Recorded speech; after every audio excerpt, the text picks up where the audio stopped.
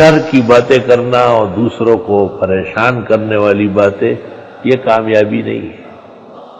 حدیث شریف میں ہے کہ قیامت کے دن جس نے کسی کی ایک تلفی کی یا کسی کو ڈانٹا ناحق یا کسی کو گالی دی، مارا یا نامناسب کلام کہا، تو اس کی نیکیاں لے کے اس کو دے دی جائے گی۔ ذالک یوم التغابن، اسی کو تغابن کہتے ہیں نا، کہ کمایا آپ نے ملا کسی اور کو۔ غبن فاحش جیسے فقہا کہتے ہیں کتاب التیمم میں۔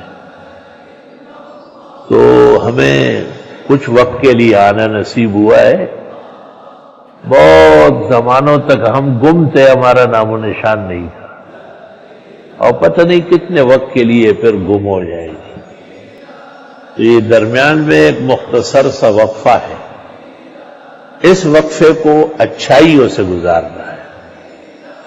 اللہ تعالیٰ کا شکر ہے کہ ہمیں ممبر اور محراب، درس اور تدریس، تعلیم قرآن، سنت اور فقہ، علوم و فنون، اچھے لوگوں، طلباء کی خدمت، ان کی نگرانی اور پاسداری کا موقع عطا فرمائے۔ لہ الشکر والحمد علی نعمائہ و آلائہ ظاہرۃ و باطنہ۔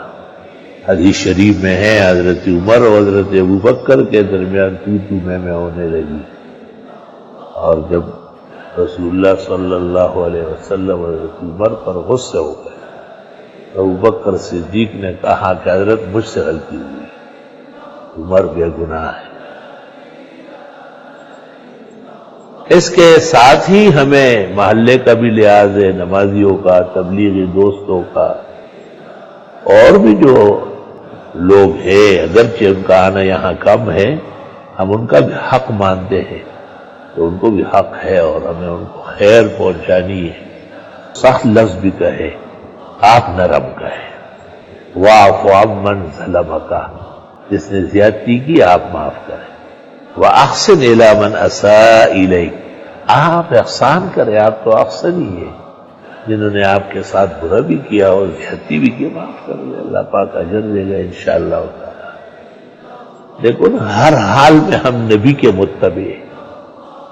اللہ نے انبیاء و مرسلین اس لیے بھیجے کہ ہم ان کی بات مانے۔ صحیح مسلم میں ہے، ام المومنین عائشہ فرماتی ہے کہ حضرت جب رات کو اٹھتے تھے فقام رویدہ، آہستہ سے اٹھے، وفتح الباب رویدہ، اور دروازہ آہستہ سے کھولا، وخرج رویدہ، اور باہر نکل گئے آرام سے۔ بیوی ہے گھر میں، حرفی کا حیات ہے، اس کو بھی تکلیف نہیں دے دی۔ ہمارے جو بزرگان دین تھے انہوں نے اتنی تکلیفیں گزاری ہے، بعض تکالیف ایسی ہے جو بیان کرنا بھی مناسب نہیں، اور وہ بڑے شان و شوکت کے حفاظ حدیث ہوئے۔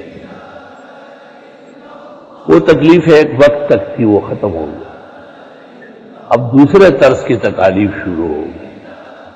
اب جدید میڈیا ہے، سوشل میڈیا ہے، اور قسم قسم کے آلات ہے اور احوال ہے، علماء دین کو اس کا مقابلہ کرنا ہے، اپنے علوم بھی پختہ کرنا ہے، اپنے رب کو بھی راضی رکھنا ہے، کسی کی تلفی نہیں کرنی ہے، کسی کو بھی ایسی بات نہیں کرنی ہے جو تکلیف دہ ہو، پریشان کرنے والی ہو، ایسی ہو تو معافی کے خواستگار ہے۔